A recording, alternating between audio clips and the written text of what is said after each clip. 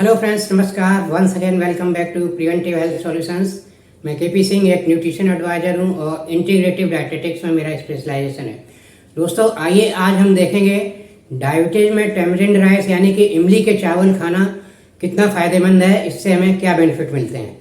तो दोस्तों, यूँ तो देखा जाए तो डायबिटीज में चावल खाने से मना किया जाता है, क्योंकि चावल का ग्लाइसेमिक इंडेक्स काफ़ी ज़्यादा होता है। नॉर्मल वाइट राइस का देखें तो ग्लाइसेमिक इंडेक्स 72 से ऊपर होता है और ब्राउन राइस का ग्लाइसेमिक इंडेक्स भी थोड़ा सा ही कम होता है, 68 या 70 के बीच में होता है। बहुत ज़्यादा अंतर नहीं है। तो आप ब्राउन राइस खाएं या वाइट राइस खाएं, डायबिटीज में दोनों ही आपके शुगर को काफ़ी तेज़ी से बढ़ाते हैं।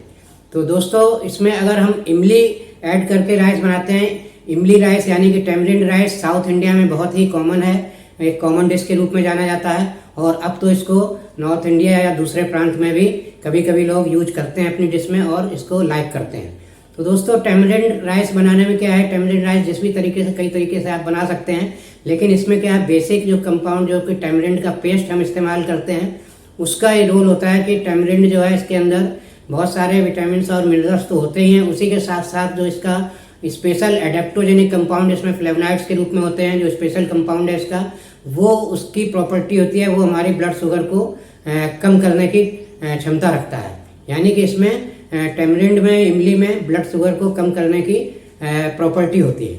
तो इसका ही उपयोग करके अगर हम चावल बनाते हैं, इसके पेस्ट का उपयोग करके, तो ये हमारे ओवरऑल टोटल चावल के ग्लाइसेमिक इंडेक्स को काफ़ी नीचे ले आता है, कम कर देता है। तो यानी कि नॉर्मल प्लेन वाइट राइस खाने से बेहतर है आप टैमरिंड राइस खाएं या इमली वाले चावल खाएं, तो ज़्यादा बेहतर होगा। ये आपके ब्लड शुगर को उतनी तेज़ी से नहीं बढ़ाएंगे जितनी तेज़ी से नॉर्मल वाइट राइस बढ़ाता है।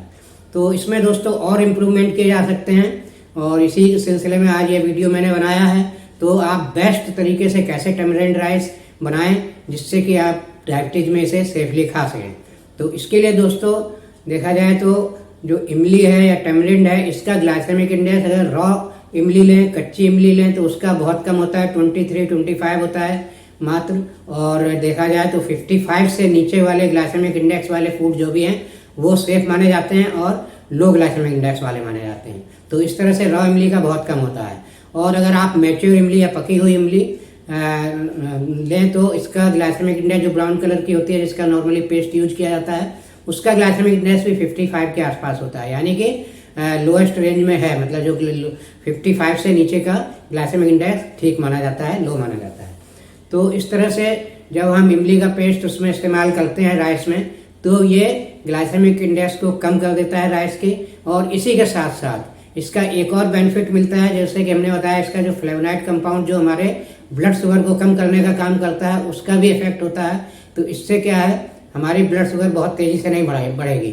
तो यहाँ अगर कंपेयर करें तो एक देखिए, नॉर्मल वाइट राइस का अगर ग्लाइसेमिक इंडेक्स जिसका ज़्यादा है, अगर शुगर देखिए ऊपर वाले ग्राफ में देखें, टॉप ग्राफ में, तो इतनी तेज़ी से अगर बढ़ा रहा है, तो वाइट राइस के साथ अगर आप टैमरिंड मिला देंगे, टैमरिंड राइस बनाएंगे, तो इसका ग्लाइसेमिक इंडेक्स और कम हो जाएगा। देखिए सेकंड वाले कर्व में आप देख सकते हैं, उससे थोड़ा कम हो जाता है।